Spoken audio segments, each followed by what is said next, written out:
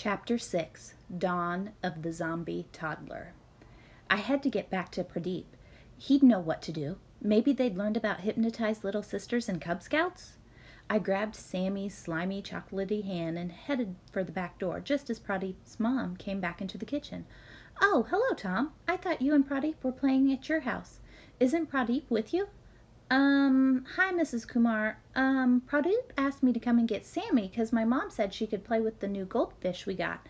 I mumbled. "Is that okay?" "Swishy little fishy," Sammy said again.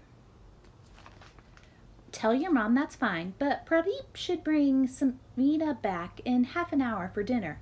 Would you like to come as well? I can—" "Okay," I blurted out, pulling Sammy by the hand. Pradeep's mom was still talking as we ran out the door and around the back of my house. I pushed Sammy through the dog flap in the kitchen door, escape route 14, and then squeezed through myself.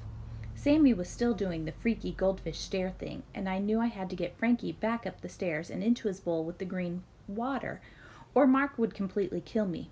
I peeked around the corner into the living room, but Mark and Pradeep were gone. Then I heard Mark's mumbling voice upstairs. Frankie started thrashing around in the water like mad at the sound of Mark's voice, and I swear his eyes started glowing more than ever. I quickly pushed Sammy and Frankie back into the kitchen. "Just wait here," I said, "and remember, shh." Sammy put a chocolatey finger to her lips as she held the bag in the other arm like a baby doll. "Shh," she said. "Okay. I know that it might seem strange to leave my friend's hypnotized little sister alone with the zombie fish that hypnotized her, but I don't know how to explain it. I just kind of knew she wouldn't be in danger with Frankie. I also knew, even back when my brother was mostly evil, Pradeep would totally be in danger with Mark. Zombie goldfish are like code blue in jelly bean terms, but evil scientist big brothers are definitely code red. I snuck upstairs and slowly peered around the corner into Mark's room. Pradeep was on the floor. Oh no, it was too late. I could see his feet, but not his body or his head because Mark's desk was in the way. Pradeep wasn't moving at all. Mark must have knocked him out. He'd gone completely evil now. The millipedes in my stomach were having a squirming party. Mark stood in front of Pradeep and looked at the goldfish bowl. "Fine," he said. "If you won't tell me where my experiment is, then you won't say nothing at all." Then I saw Pradeep's foot wiggle and heard him trying to talk. Anything," he mumbled.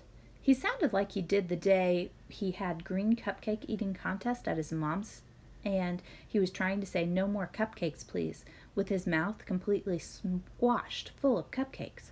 "Shut up," Mark said, and kicked Pradeep's foot as he went toward the bathroom. "I'm going to put more water in the fishbowl. Stay put, moron." I ran into my room so Mark couldn't see me. When I heard him turn on the tap on the bathroom sink, I jumped up and tiptoed back to the doorway of Mark's room. I had to get Pradeep's attention to check he was okay, so I made our secret "I need to get your attention to check you're okay" call, which is a cross between a snake hiss and a dolphin click. Pradeep sat up as soon as he heard. He shuffled forward from behind the desk. His arms were stuck behind his back. Then I saw his face. His mouth was completely taped up with Scotch tape from ear to ear in one direction and right down his nose to his chin in the other. Just his nostrils were tape-free. He even had little crossways bits of tape going across his cheeks and jaws. That's gotta hurt.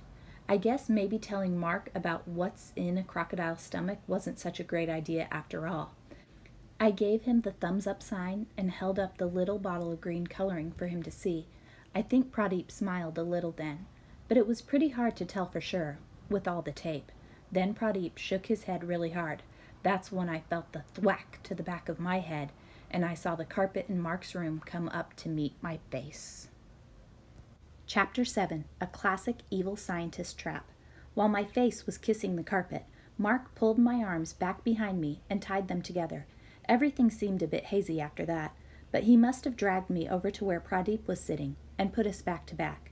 He had piled up some comics and stuff next to us, and there was a shadow of something over our heads.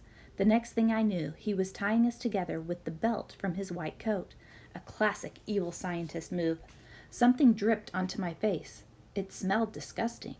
"Pradeep, what is that?" I asked as I wiped my chin on my shoulder. Marks, mishmol, mild,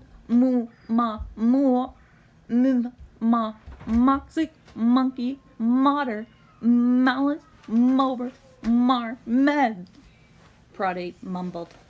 I looked up to see the goldfish bowl sitting on a wobbly tray balanced between two towers of comic books. Water was sloshing out of the bowl with every little move we made. Mark's got the fish bowl filled up to the top with the toxic, gunky water balanced over our heads, I said, translating Pradeep's cupcake talk. How do you do that, moron? Mark interrupted. No, shut up. Don't tell me that. Tell me where the fish is. He leaned in so his face was right up against mine. I should have said something really cool like, I guess they don't make evil scientists breath freshener then.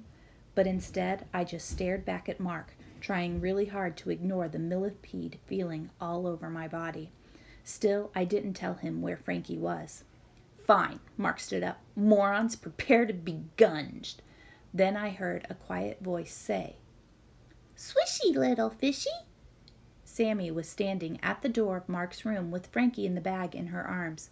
His eyes were bright green and his tail was thrashing wildly. He was staring right at Mark. Sammy was looking mega goldfish starey. Little moron, Mark said. Hey, she's staring up my nose and at the wall. It's freaking me out. Make her stop.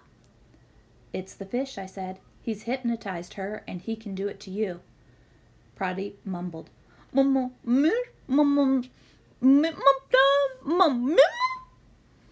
Yeah, sorry, I was going to tell you when thwack, I said.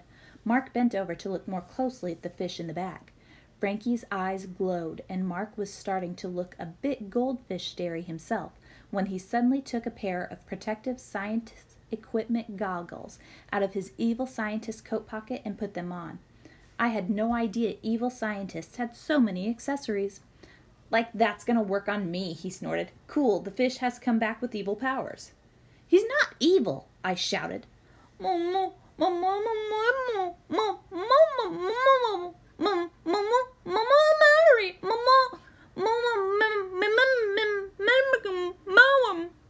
Pradeep said.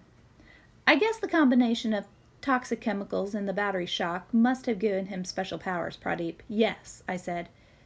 Can you stop doing that? Mark stomped his foot. I already figured that out. I'm the evil scientist here, not your moron friend. Does he have a white coat? No. Is he even evil? No. So shut it.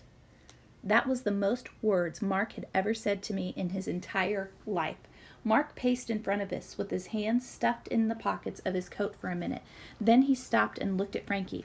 Okay, fish. Now you're my zombie goldfish. Just think of all the people we can hypnotize.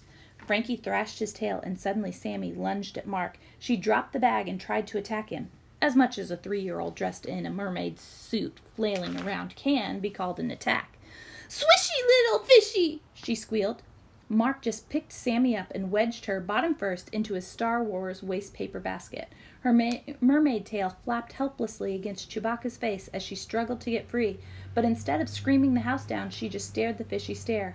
Wow, Sammy was really zombied out. You need better minions, fish, Mark said as he picked up the bag from the floor. Now let's see if we can make the whole school into fish zombies.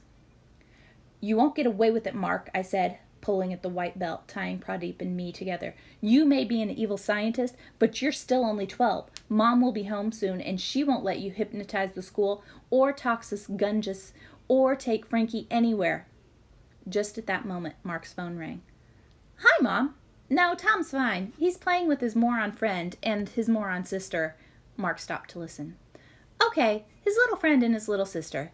No, you stay and have coffee with your friend. Then he paused again. Oh, sorry, no, Tom can't come to the phone right now. He and Pradeep are kind of tied up. Mark covered the phone with his hand. Whoa, he laughed. Mark was getting way too comfortable with this new evil laugh thing. Then he spoke again. I'm fine. I'm just finishing my science homework.